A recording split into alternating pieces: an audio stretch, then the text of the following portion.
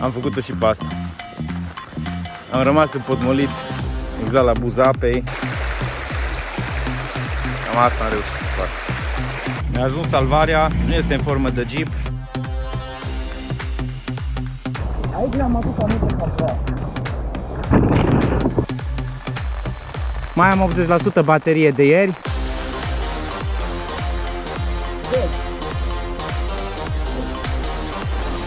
Ce clenor, Dani!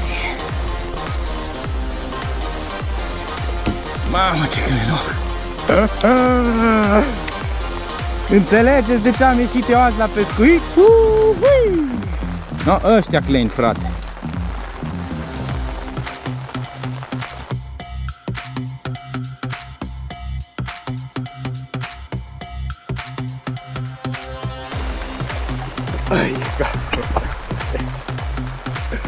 Deci ce e ăsta aici, frate?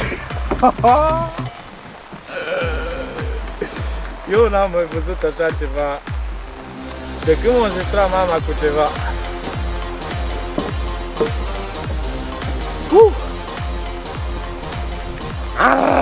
Mătel! Bună dimineața și bine v-am regăsit la un nou episod. Așa cum v-am obișnuit în ultimele episoade, înainte să înceapă episodul, am să vă rog să dați un like, un subscribe, m-ar ajuta foarte mult în propulsarea canalului.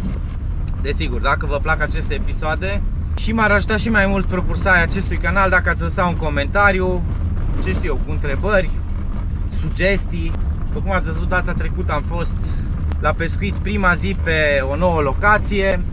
N-am prins foarte mult pește, spre foarte puțin chiar, dar în schimb am descoperit o zonă unde am văzut nu mulți, ci exagerat de mulți cleni și foarte mulți cleni mari.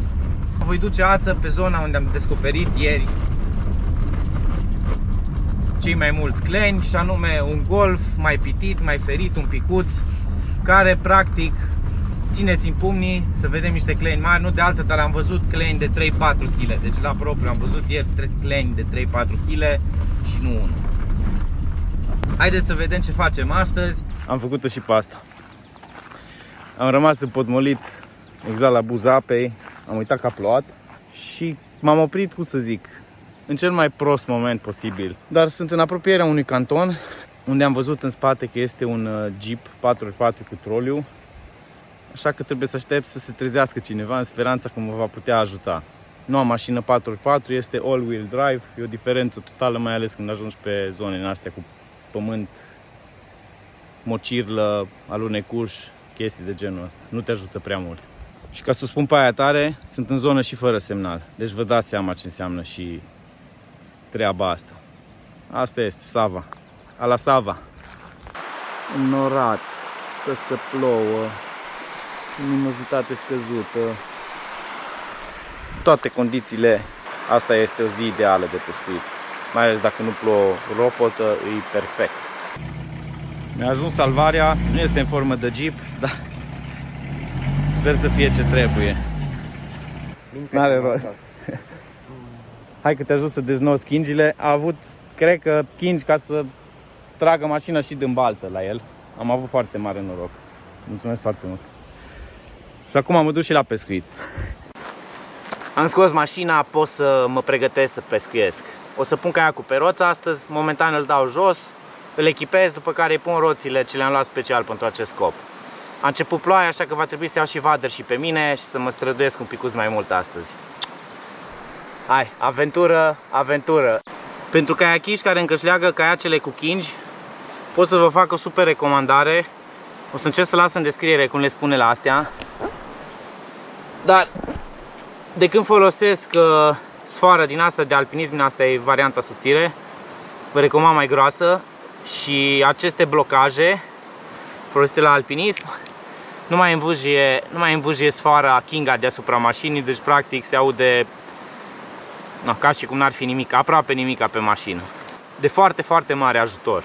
Pentru cei cărora nu le place să le vârjie deasupra capului chingile cu care îi lega caiacul. Vader și de la Norfin din nou la datorie. Și de pe mal și din barcă.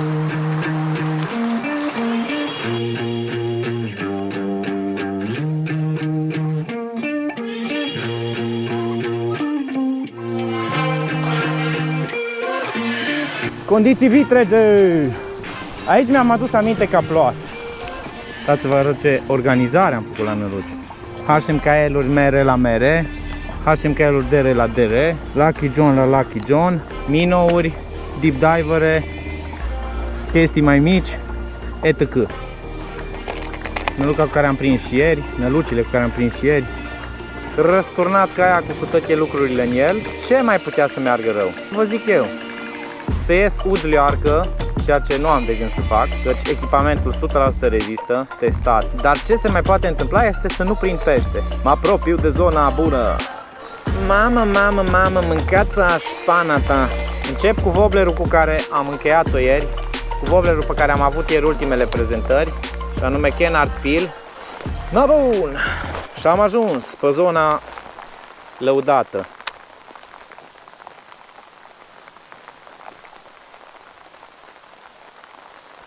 Este...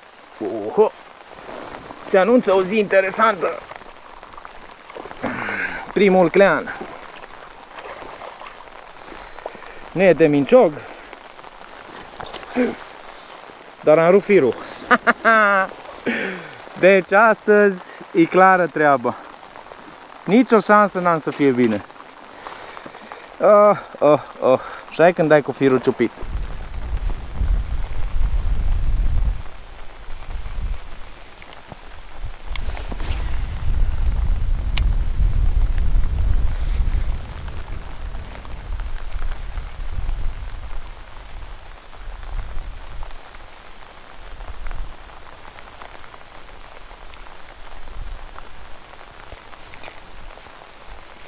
Nu, ăsta e fain.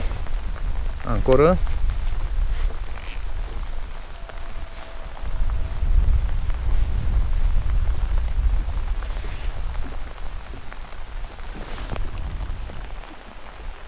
Ăsta numai s-a îngreunat firul cu el.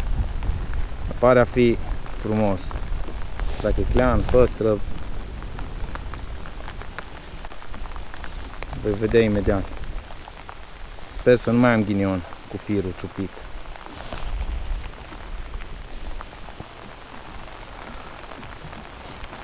Mamă, ce clenoc!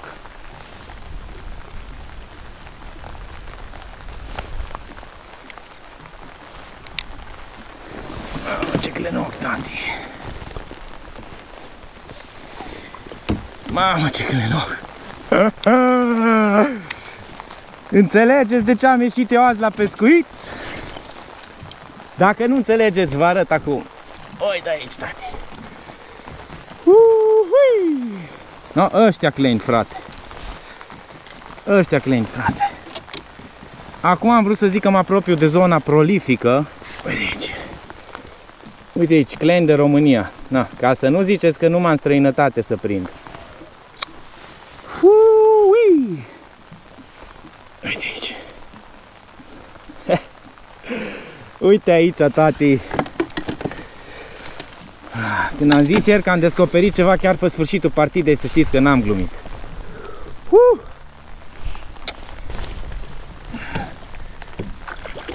Ai, pleacă, tati. Mulțumesc! Dezați liniștit, asta vă ziceți. Plouă de rupe, bate vântul, am pierdut primul wobbler, dar am prins un super clean deja. Pescuiesc de 10 minute. Are rost să vă spun ce urmează? N-are rost. Mățel!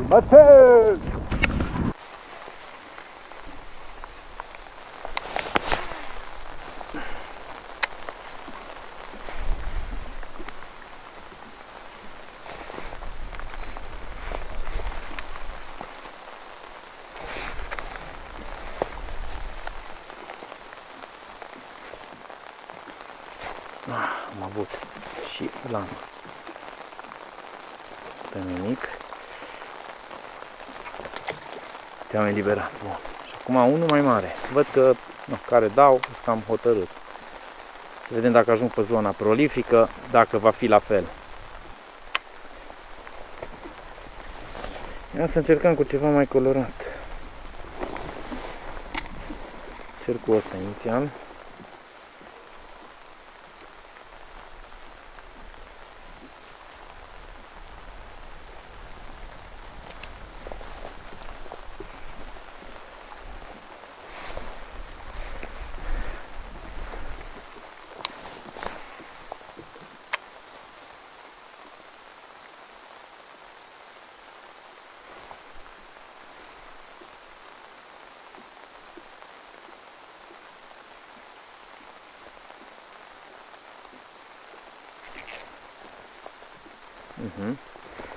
Cred că vom pescui astăzi cu culori fluo. La Chubby de la Lucky John, dar să vă explic teoria. Că e cu teorie. Să le liberez pe ăsta rapid. Să vă explic cu teoria. A plecat și domnul. Pe ăla natural, deci primul pe care am pescuit, ăla ce l-am pierdut la primul pește, la un Kennard Peel, era cu niște culori mai aprinse pe el. Exact același lucru am constatat și ieri, că culorile naturale nu le plac prea mult. Și am trecut pe ceva verde fluo și chiar la primul lanseu am avut atac. Deci pe ăsta nu s-a lăsat, la ăsta i-a dat atac. Atac, lovitură hotărâtă. Aici o voi ancora un picuț și voi da mai multe mâini. Voi face vantai de jur împrejur, să văd dacă mai ciocnesc vreunul mai sănătos.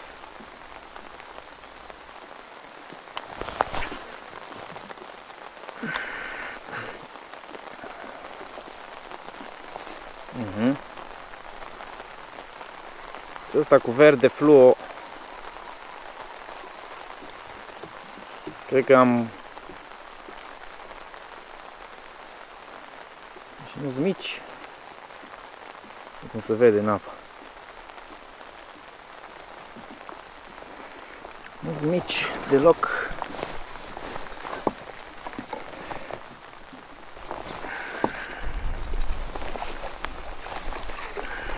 Ăsta într-adevăr nu este nici mare, dar nu e nici mic. Și se pare că la culorile astea mai aprinse o ia super hotărât. Se anunță o zi frumoasă.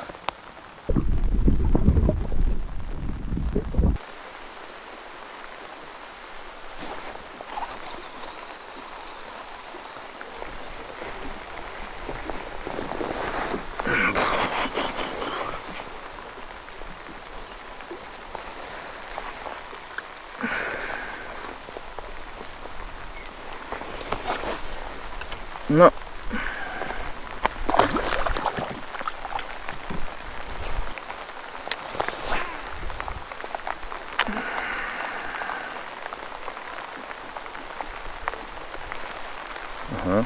Direct în cap am dat la unul acolo.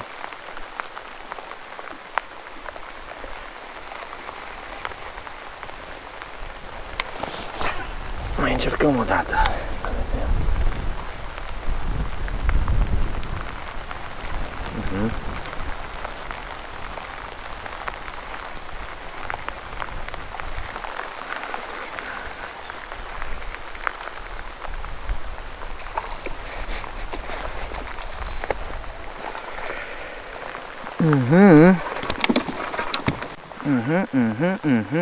Până la urmă a luat-o cum trebuie. Așa de bine a luat-o că am nevoie de clește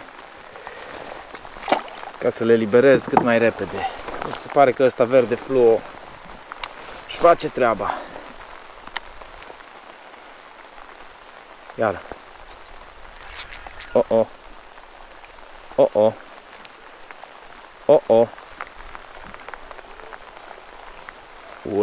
Uai de capul meu. Uai de capul meu. Mamă, mâncați ce că le-am prind astăzi. Uai de capul meu. Uai de capul meu. Deci ce e ăsta aici, frate? Eu n-am mai văzut așa ceva. De când m-a înzestrat mama cu ceva.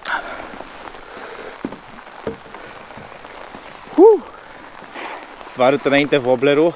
Lucky John Chubby, verde fluo. Și acum să vă arăt și cleanul.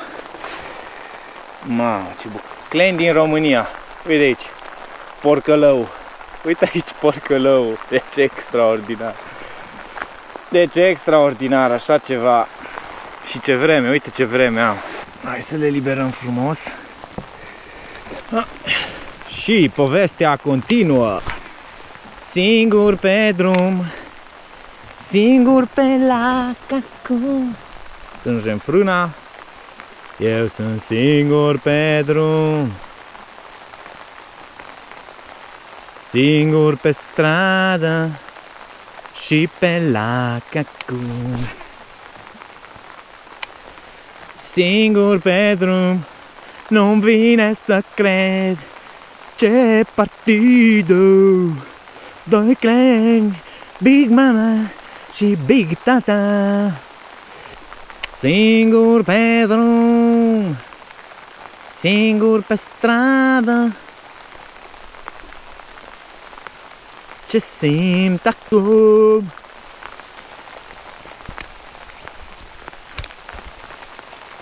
Mamă, dar ce-i dă, dar ce-i dă, dar ce îi dă? Îi dă de toți banii, mă. De ce? De toți banii, mă. Hai de capul meu. Sitting on the couch in the basement at your mama's house when we stole the last bit of your sister's weed. We're blowing that smoke in the vacuum cleaner. And those were the golden years, top of our lungs singing Bon Iver. Never thought music would take us here. We're in California right now. Like, oh, we got this. It's gonna be so big. I don't know where we're going, but I don't really care. Like, oh, out all night, we watching the sunrise. I ain't got no worries, cause I got you right here. I can't be happier than I am right now. Am pus special ăsta natural ca să vedeți că pe ăsta nu-i dă chiar așa tare. Sau poate că nu-i dă deloc. O să pun după aia ceva iarăși cu verde fluo galben.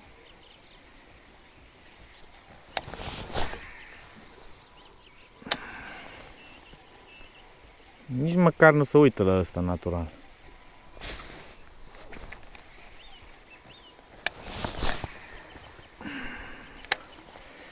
Na, dau cu natural. Nici nu se uită la el. Nu că îi mai dă sau mai ceva. Nici nu se uită la el. No, ia atent. Ia să-l punem înapoi pe Chubby.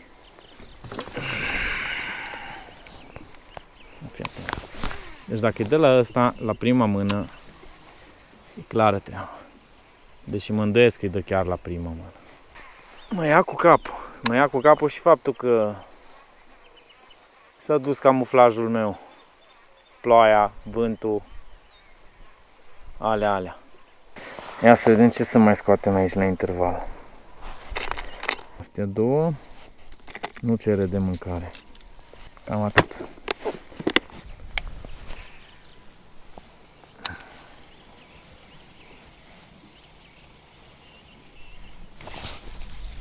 No. Tot pe culori fluo. Tot pe culori fluo, nu scăp de ele. Data asta un Kenhardt Hunter Sinking micuț.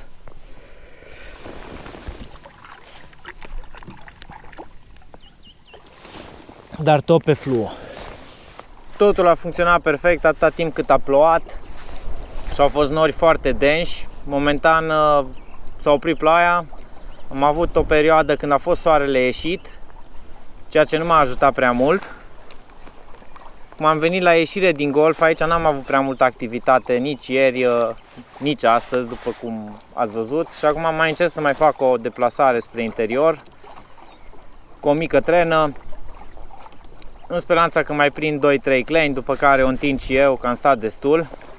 Poate vă vorbesc puțin despre echipamentul care am pescuit astăzi. Așa cum v-am obișnuit, mulinetele de bait casting pe care le folosesc la Bait Finesse, fie Aldebaranul, fie Calcuta. O să las în descriere mai multe detalii despre ele. Fir, ca și fir, am folosit fluorocarbon de 0,16 și 0,15 de la Raiglon. Un fluorocarbon roz ca să-l văd mai bine eu în momentul care este pe apă, dar să și reziste la abraziune.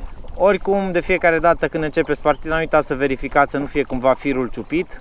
Nu de alta, dar vă ajută să nu rămâneți fără voblere, așa cum am pățit eu cu primul client pe care l-am prins astăzi. Lansetele, sunt două lansete mai permisive pe vârf. Una cu care m-ați văzut de foarte multe ori este un Norfolk modificat de 6-9, adică asta este lungimea la care am ajuns în final după modificări, tăiat din vârf, adaptat special pentru pescuitul cleanului de la noi, de exemplu cum este pescuitul pe aceste lacuri sau pe râuri. 6-9, anume 2.05, este o lungime care mie îmi place foarte mult la pescuit din barcă, iar cealaltă lansetă este lanseta pe care mi-am adus-o pentru pescuit pe râu, cu care n-am pescuit foarte mult, pentru că pe asta am pus o nălucă cu care am început să prind foarte bine, și anume Lucky John Chubby de 4 cm floating, și pe cealaltă n-am mai găsit o nălucă cu care să prind la fel de bine ca și cu Chubby-ul acesta. Ceva le place în mod deosebit la această nălucă, nu știu ce, am tot schimbat pe năluci, dar se pare că la asta oriunde dau, dacă sunt pești, ori am urmăriri, ori prind cu ea. Haideți să vedem dacă mai prind ceva pești, după care să o întind și eu, că am avut destule peripeții pe ziua de azi.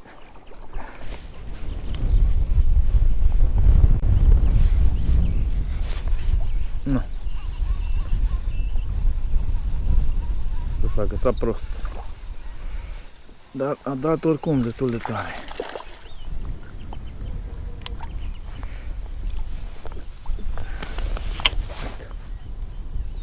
Oricum, clenuți frumoși. Clar, asta e zona. Capătul ăsta de golf. Și clar, ăsta e wobblerul.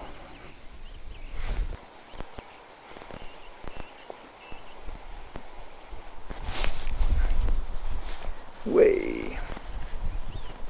Chiar acum am vrut să schimb wobblerul. Chiar acum am vrut să schimb wobblerul și uite că l-am mai schimbat.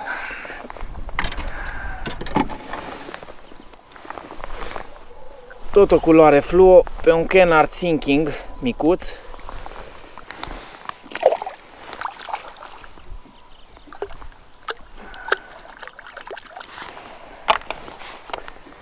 Ne întoarcem încet, încet înspre mașină.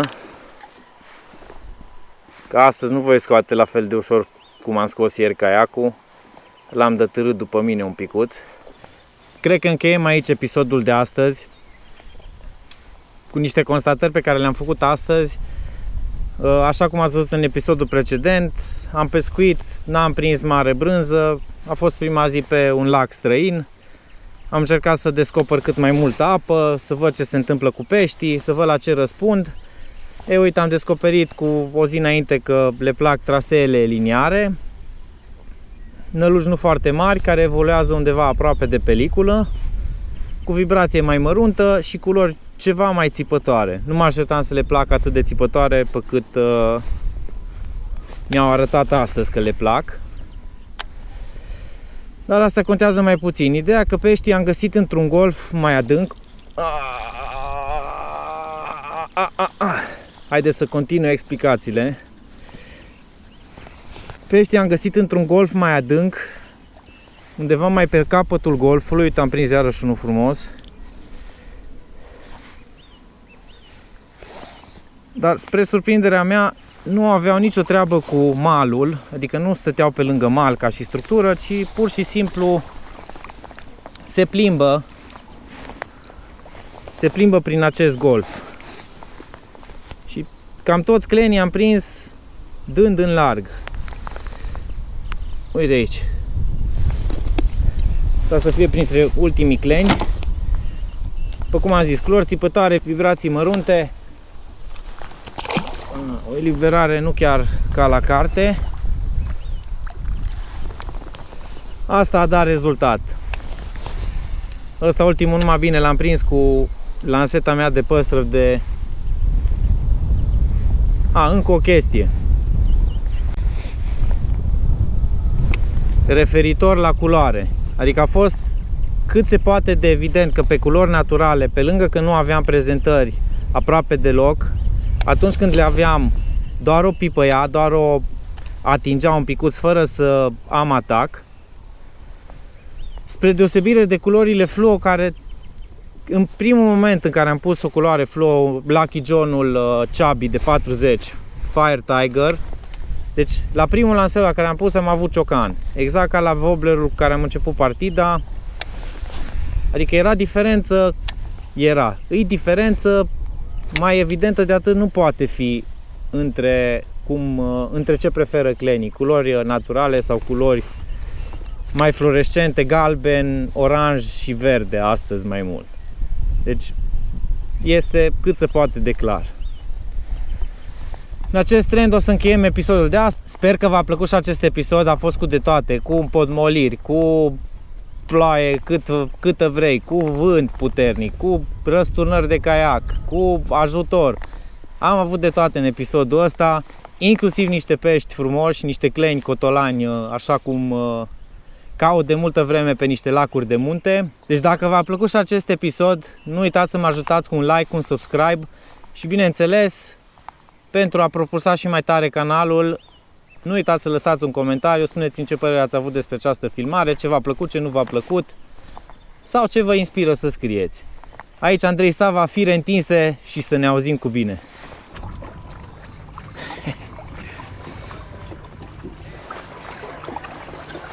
Asta a fost una dintre cele mai tari partide pe care le-am avut pe ploaie. Ca să nu zic, a fost una dintre cele mai dificile partide de pescuit la Clean. Dar am intrat pe apă doar pentru că am știut că sunt niște cleni mari acolo, i-am văzut ieri. Alții, la câte am pățit eu astăzi, s-ar fi întors acasă. Uite, echipamentul a rezistat, sunt uscat, e perfect. Acum ies la mal, mă duc la hotel. Sigur o să lovesc un pahar de coniac și o să stau să mă relaxez cât o să pot, în funcție de cât mă lasă fiul meu. Hai de fain.